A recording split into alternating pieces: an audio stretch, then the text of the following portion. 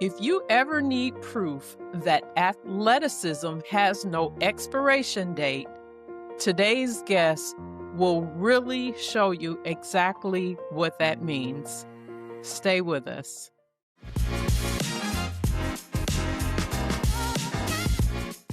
Greetings and welcome to the Elevated Flow podcast. I'm your host, Coach Flo, aka the Black Rowing Queen. The Elevated Flow podcast spotlights elite and everyday female athletes, mostly over 40, sharing how they elevate their game in their flow in sports, wellness, work, and life. These are powerful stories of resilience, strength, wisdom, and inspiration to help women stay active, age strong, and pass the torch to the next generation. Today, I have a return guest with me, Miss Renee Perdue-Rucker. She is living proof that athleticism has no expiration date.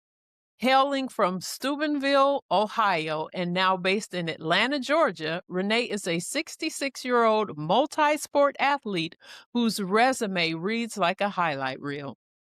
A former All-Ohio Valley All-Star in basketball and volleyball who went to state in track, Renee never stopped competing. Since we last spoke, she has earned medals at the senior games qualifying events in Alabama and South Carolina, claimed 2 gold medals in Cornhole, and set a world record. She is now on her way to the Senior Olympics Nationals in Oklahoma in 2027. When she's not on the court or on the field, she is walking 5 miles a day, serving her community and showing up as the example every woman over 40 needs to see. Please help me welcome back to the Elevated Flow podcast, Miss Renee Perdue-Rucker. Yay! Hello. Glad to be back. How are you today? It is so great seeing you again. Yeah, good to see you again. I am doing fine. The weather is warm here in Georgia, so whenever the sun is out, I'm happy. I know the feeling. It's the sun is not out today here, but it's hot and I like the heat. It's overcast, but it's still beautiful and I got out. So you still doing your 5 miles a day? Still, I walked this morning. I usually do 2 or 3. Yeah, still out there. That is so awesome. Believe me, when I get to 3 and 4, I'm like, okay, maybe this is enough. No, but I'm with a group of folks, so we just keep going. Doing it with other people is always motivation. So, and usually the time passes faster when you're with other people. Yeah. So since the last time we spoke, the last time you were here, you were campaigning for Miss Senior World. You're about to compete in the Golden Seniors event. So catch us up. Tell us how the pageant went and what your experience was like and all that good stuff. Oh, wow. Okay. So pageant, that was in November of 2025. I'll tell you the good and the bad.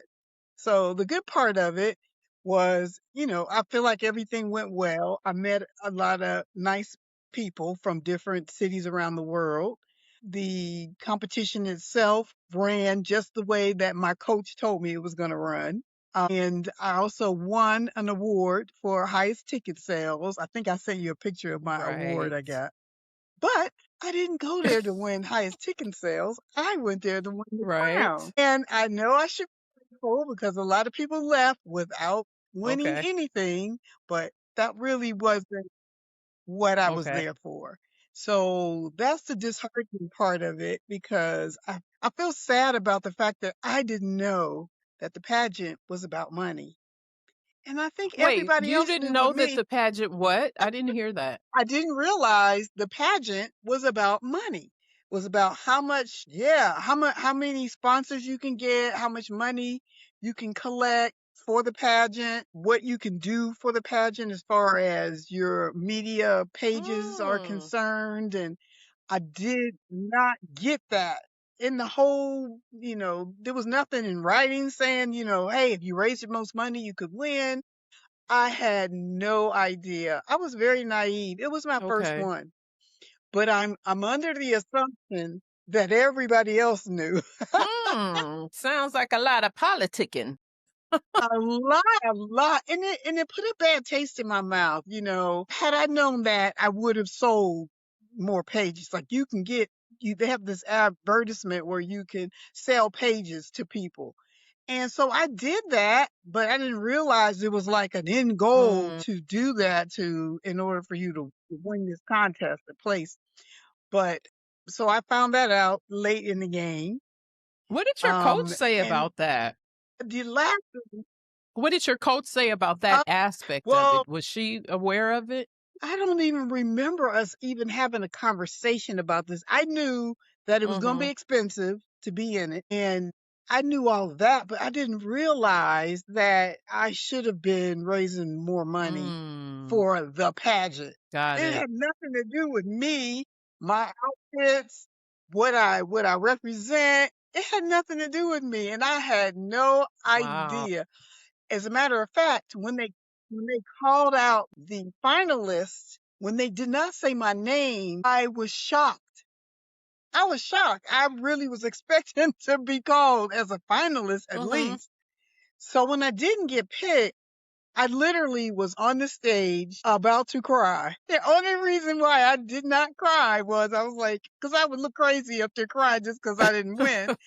But I was so stunned. I was so surprised.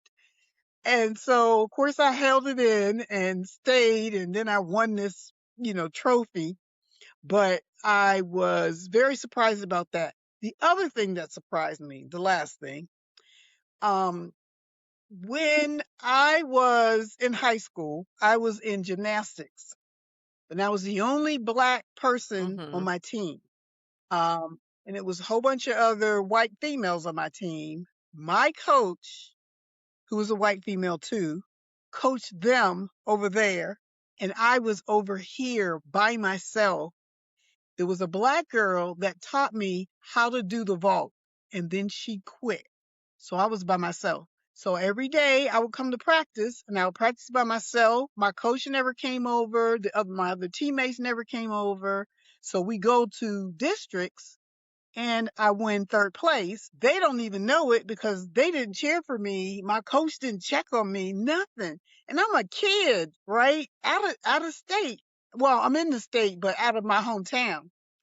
And for some reason, that whole thing stuck with me. And the reason why I brought that up was because when I went to this pageant, I went back to the day in high school when I was the only Black Oh, kid on the wow. team.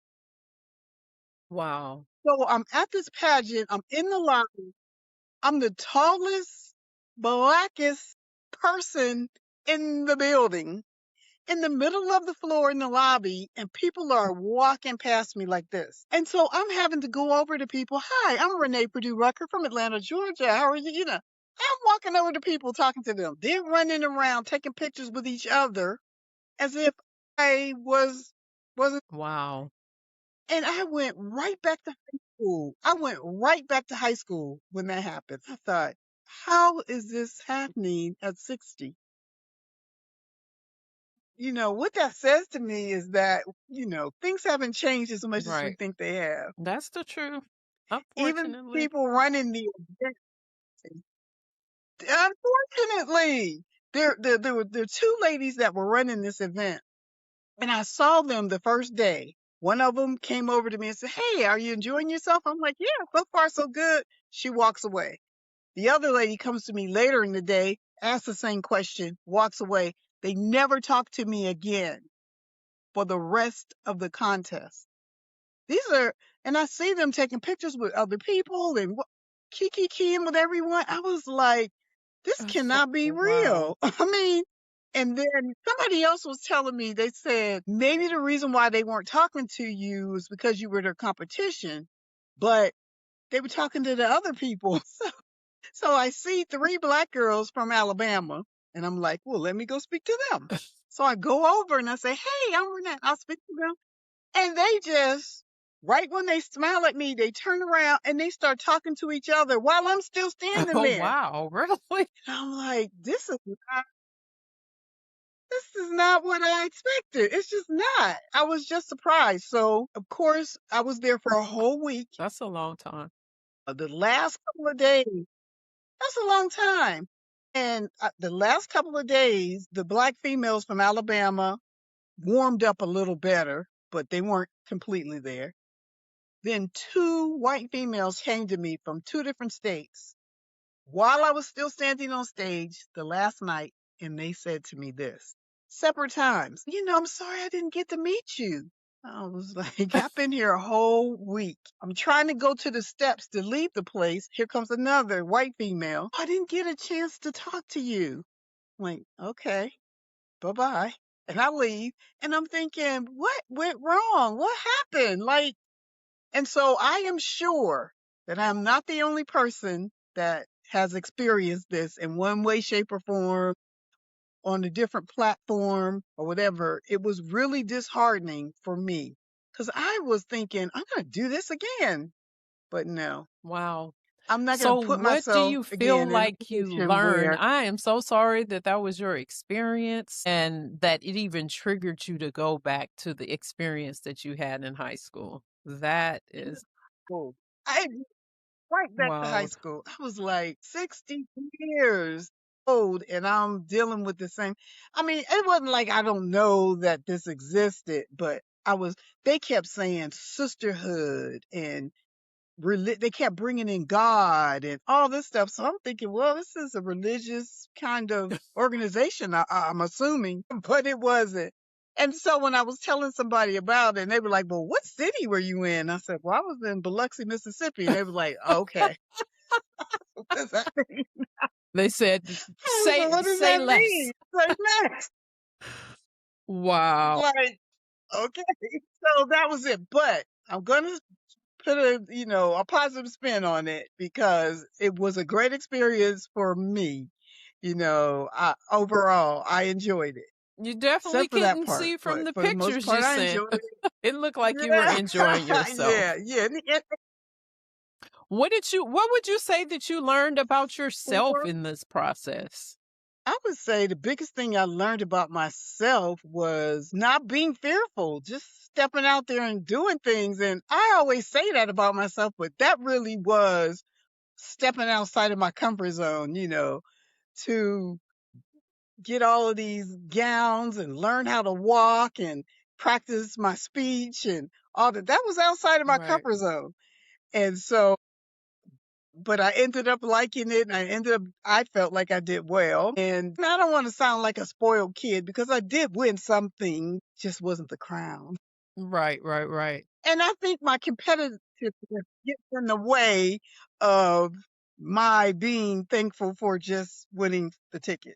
I mean, winning the trophy for the tickets. But like I said, overall, I would not do it again, but I did enjoy a large majority of the Right, right, right. process. It's a lonely ride. If anybody wants to do a pageant, make sure you take a friend, your mom or auntie, take somebody with you because it's a lonely thing if you go by yourself. So were you there A lot of alone? those people brought people with them. I was alone in the process. Like my family and everybody came to the final contest, but for the whole week, I was there Okay. by myself. And a lot of these people brought people with them, which made a difference. They helped them get dressed and they helped them do stuff. Right. And I didn't have anybody there like that. Not realizing that I needed someone because I'm sure I could have found someone, but I didn't realize I would need someone. But it was a lonely week, you Mm, know, yeah. not having any assistance and all that stuff. But I get it. I get it now. Somebody was to ask me, that would be the biggest thing I would tell them. Make sure that one, that you get a coach before you go, and two, take somebody with you. Yeah. Would you say that you said you wouldn't do it again, right? Would not do it Do you again. think No. that it has to do with the city, the competition? Because I'll give you an example.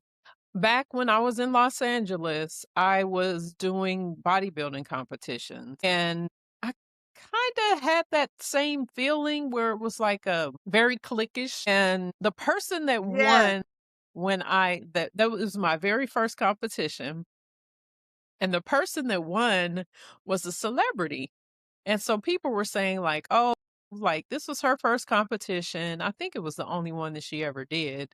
And when you looked at her, even compared to the other people, it was just like, yeah, she had a lot of pull. Her coach was really close with some of the judges and stuff like that. But when I found out that it wasn't just about like the work and it was like a lot of politics, like I said earlier, I was like, you know what? I want to go to a place where my curves and everything are appreciated.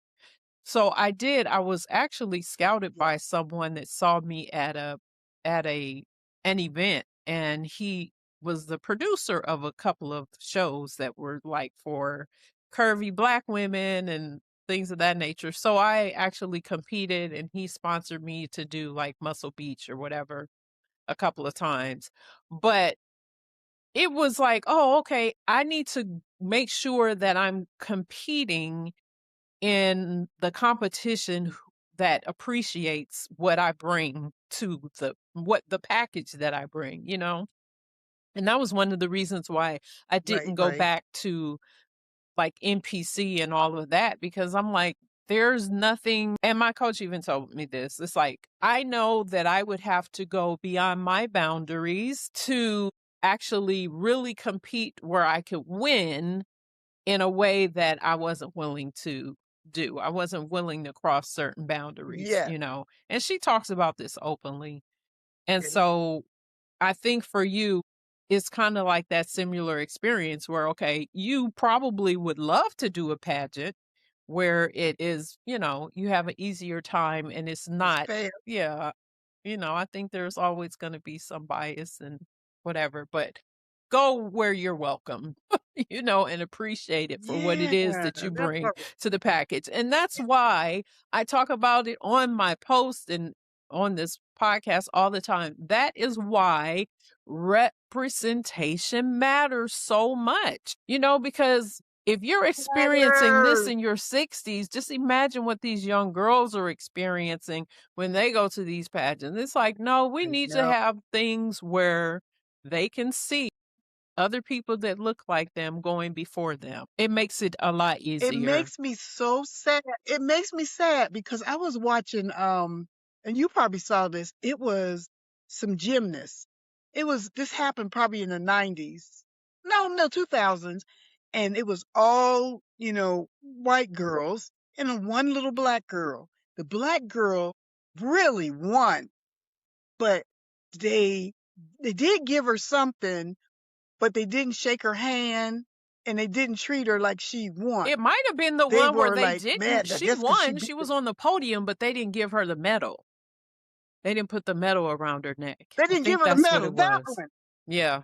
that made me so sad because she was Mm-hmm. a baby and you would treat her like this, and that's probably not the only time they did that to her. That was just the time we saw it, Right.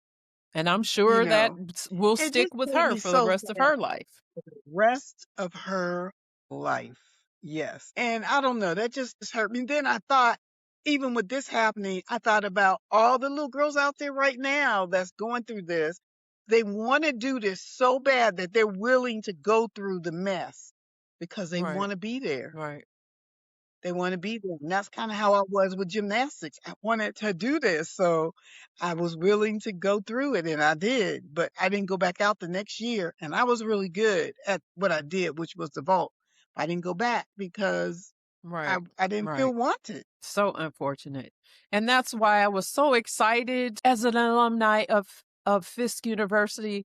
Excited and disappointed. Excited that they have the first HBCU to have a gymnastics team, but disappointed that they ended it this year.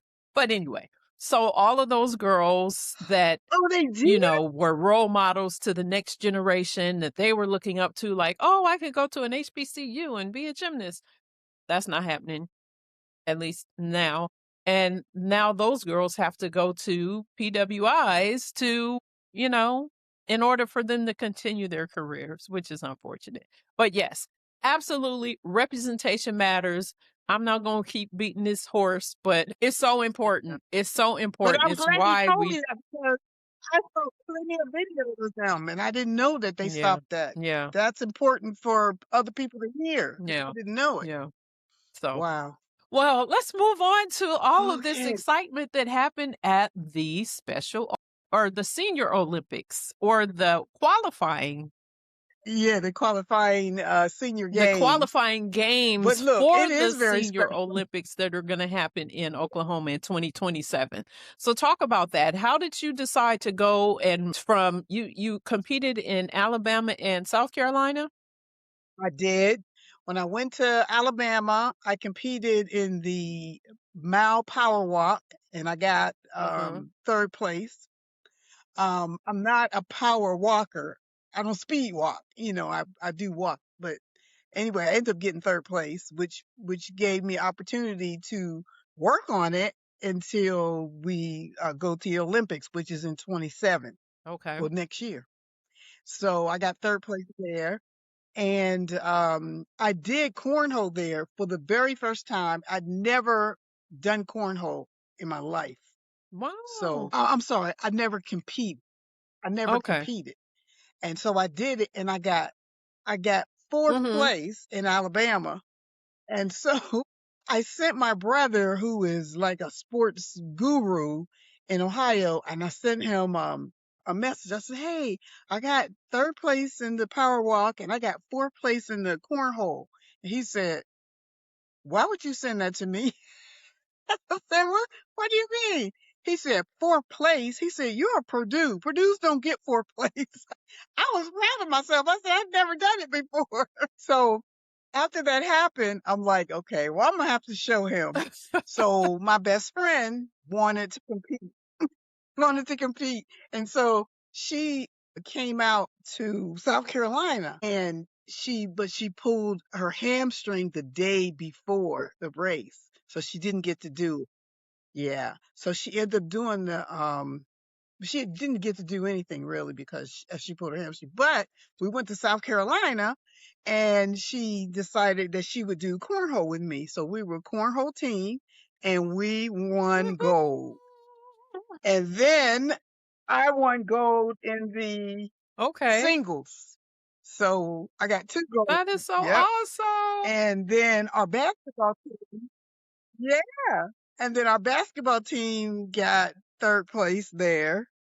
And I think I got this third. This was the third for the power walk. Okay. And then this was from Alabama. We got second place in Okay. basketball. And then this last one, I just got this last week. They had a senior games in DeKalb County, and they didn't have cornhole, but they had horseshoe. Now, I'd never played horseshoe. So I went on Oh my YouTube. goodness. I learned how to play right while I was standing there. I learned how to play, and I Wait, won. you learned while you were I standing won. there. While you were there, you learned? While I was waiting for my turn, I went on YouTube Now, how many and other found people out how did to you play. compete And then when it was against? my turn, there was a lot. There was probably 20 women there, older What? women. Well, of course. And you won. But they were just signing up, and I won. It was so weird. And this was the thing. Um, Either they didn't score at all, or they all got 1 point. So there was about 10 women that got 1 point, and I had 2 points. So I didn't have to. I won right off the bat. And the scoring system is like that. It's low. You get 1 point based on the closeness of Okay. your horseshoe. But if you hit that horseshoe, you get 3 points. So I was right at the horseshoe like this twice. So I got 2 points, and I won. And so they had to stay there and fight for second and third place. But it was just funny. I didn't even think about looking it up before I went over there. And I was like, let me see how you play this So tell game. me about the process. You can just sign up. Do you have to pay per event that you play? Like, how do So you determine or how is it that you qualify or do you have to qualify to play each event? Yeah. I signed up for everything, and whether I can do it or not, I sign up, and then when I get there, I determine if I'm going to do it or not. And so that's how I ended up in horseshoe, because I didn't see cornhole. So I said, let me just try this horseshoe thing. And I remember something you said in the last interview. I was telling you that I was on my way to compete in the softball throw and the football throw. And I was like, I Right. got an arm, so I'll be fine. You was like, you didn't practice or anything? And I was like, no. And you said, do you strength train? And I said, I was doing it off and on, but I quit and I haven't done it in like a year. And so, but in my mind, I was going to win this thing because I have an arm. And I went out there, and when I tell you I could not throw, I don't know what happened. I was so taken back that I couldn't throw like I thought I could throw, that it spoiled the rest of the day. Like, I was just done. I just was in such disbelief that I didn't have the strength to throw the ball like I normally throw it. And I did not practice. And you said, you're not going to practice? And you said, you need to start lifting weights. I heard you. In my mind, I was like, I could do this. And I did not do well. And I was hurt about that. So I have a regimen now. I'm going to start lifting weights 3 days a week. And I got to get back. That was so believe me, you were in my head. I love it.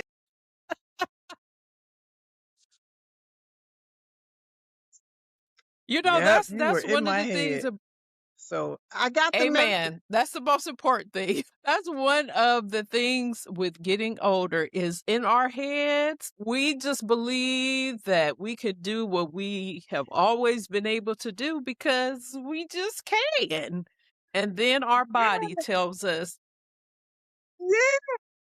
excuse me, I don't know what you think you're doing, but you ain't practiced, you ain't warmed up, you ain't strength trained, you ain't slept enough, drank enough water, all those things. It's like, and you hit the nail on the head. I was like, and you popped right in my head. Your ears should have been itching or whatever happens to people when you think of them. I Because you love was it. right in my head. I was like, she It said, said, let me get it right. I Let me should get it lift right. weights. But now I got yeah. So that is so cool that you wore Yeah, so your I've been medals enjoying with this. with you. Say that again. I'm sorry. I don't know what I was saying. Oh, I was saying I've been enjoying this competition thing that I've been doing for the last few months. And I am still on the basketball team, but my knees hurt so Really? bad. But I'm still on the team.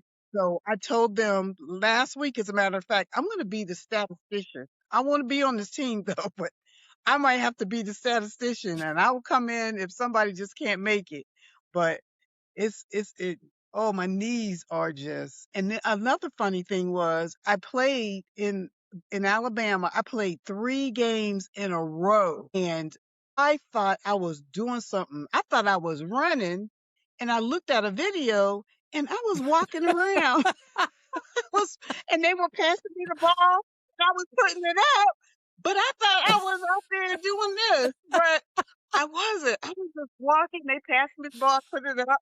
I walked. I was walking the whole time, but I had to see it on the video to know. Yeah, you played 2 games, but you walked the whole That's time. another example. That's another example of us thinking we doing something in our head, and then you see a video like, wait a second, that is too funny. When I saw that video, I was like, I'm just walking around. Oh, that is too funny. That is too funny. Well, that is so cool that you are still playing basketball, because I know that you had that injury when you were in high school, the reason that you stopped playing basketball. So to actually go back to it, Yeah. that's a pretty amazing. Do you wear knee braces or anything to help with the pain, or you just like, okay. Yeah, I do.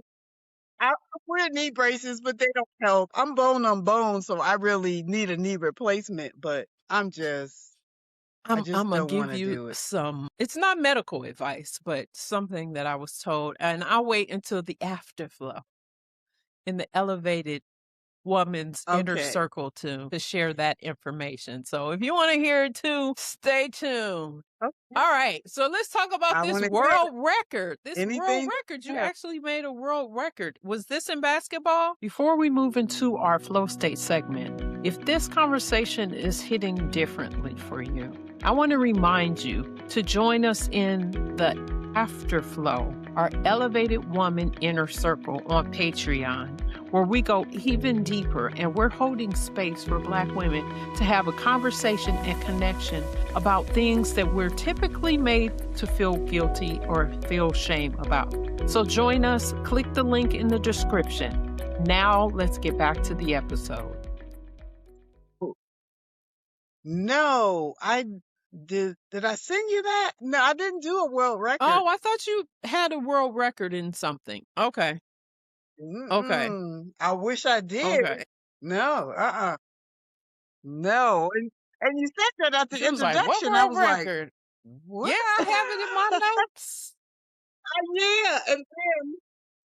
Yeah, and then I'm 64. I was 63 last year when you interviewed Oh, me, and look, now we I'm got the 64. And I think you said I 66. was Yeah, I had it in 66, but parentheses next to your name. We got it all wrong. So we're going to edit all of that.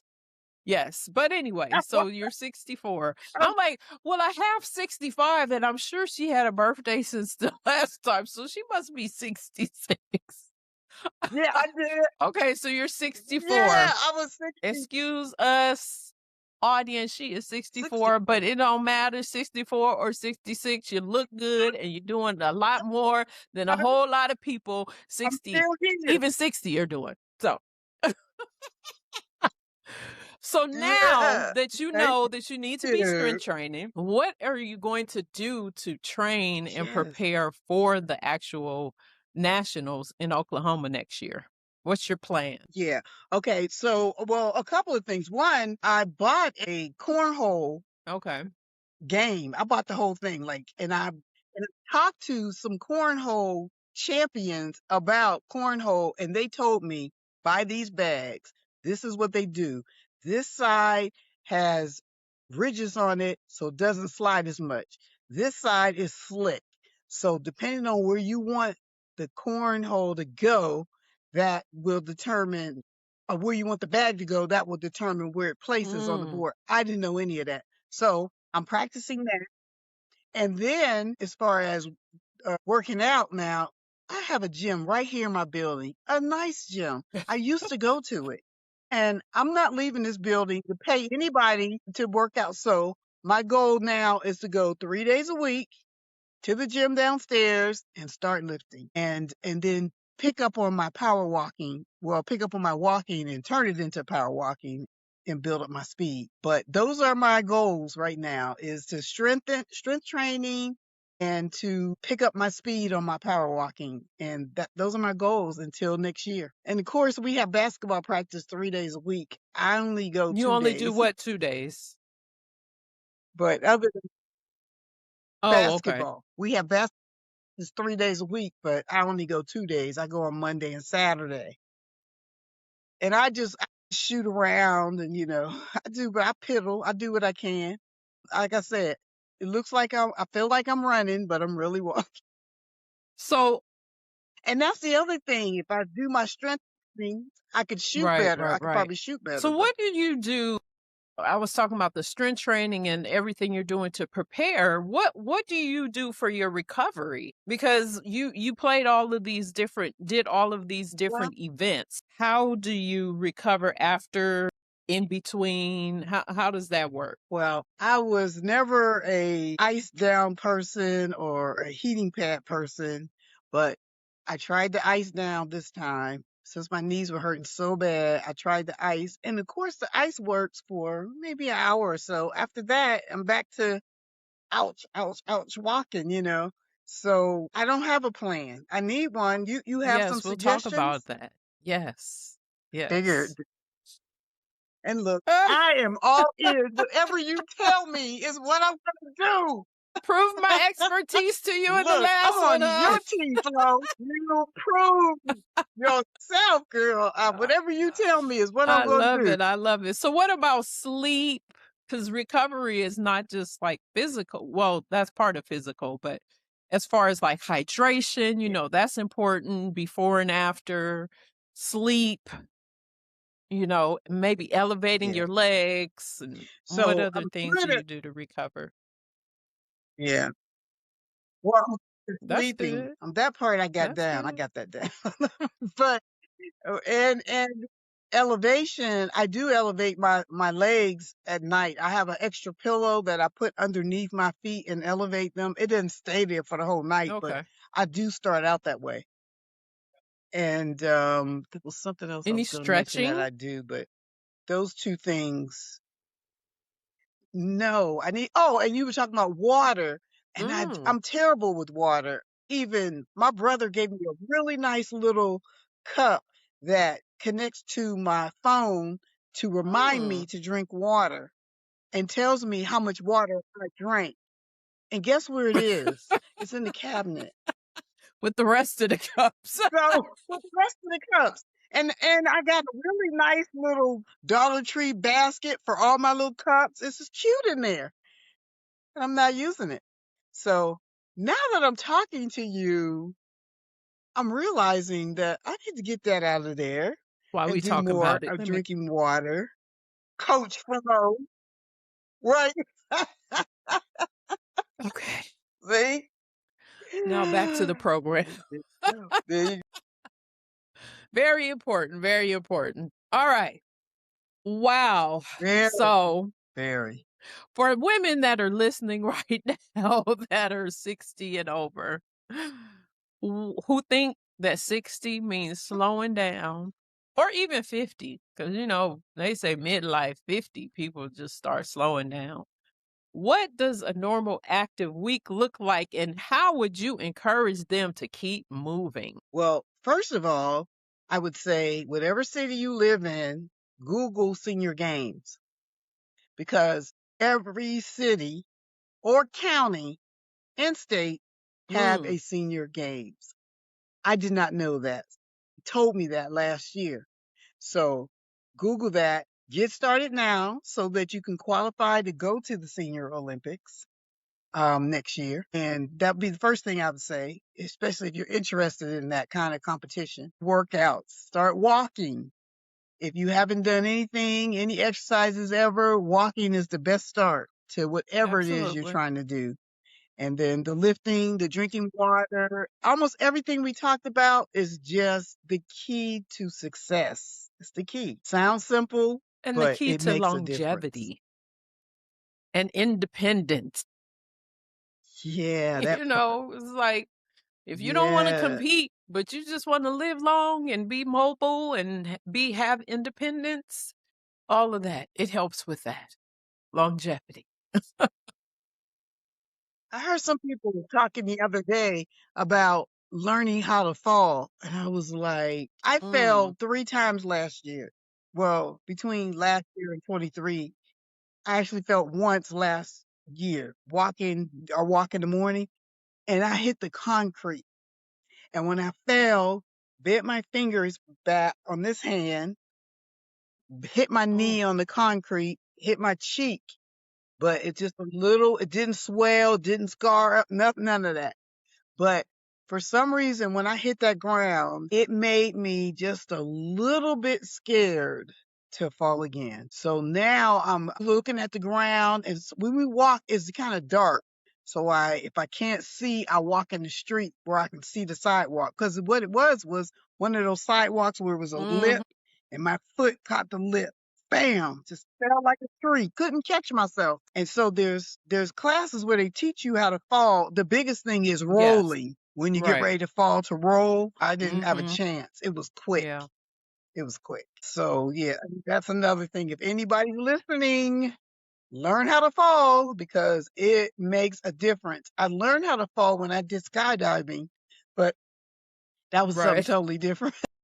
Right. It's the same kind of thing. When you squat and then you fall down on the ground. But when I fell, it was so quick. There was no thinking about it, But that's just another thing we need to think Yeah. about, keep in I'll mind, give you another falling. dynamic warm or exercise that you can do to help with that as well. So remind me.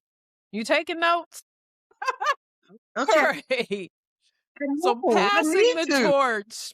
Well, you know what? Before we go to passing the torch, I want to ask you, now that you've been doing all that you have been doing, when out of all of these competitions and walking and all of this, when are you in your flow state? Has it changed from the last time?